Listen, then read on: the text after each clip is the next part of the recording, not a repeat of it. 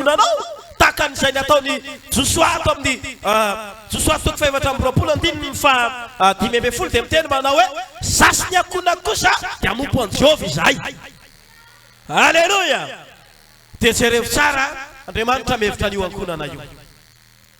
Mety sedrainy io androany fa mbola andresy io rapitso. Mety zana toetra io androany fa mbola hifaly io rapitso. Mety mandalo ady io androany fa mbola hotahin'Andriamanitra io rapitso e. Haleluya. Andriamanitra ny ampandresy ny akonana rehetra izay tonga eto androany. Haleluya. Andriamanitra ny hijory eo anilantsika ka hampahery antsika. Jereo tsara fa Andriamanitra dia tsy namelany ireny akonana ireny irery.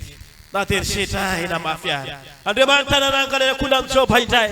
Ary Jehova nitany fiafarany Joba noho ny tamin'ny voalohany. Ka nanana indro tokony izay nananany teo aloha izy. Ary nanangana akonana tsara ho azy Andriamanitra. Haleluya. Raha lasanabavy ao amin'ny tompo. Sitrak'Andriamanitra ny atonga anareo, ny atonga antsika tsifaray avy ho ankonana ho fianakaviana sambatra.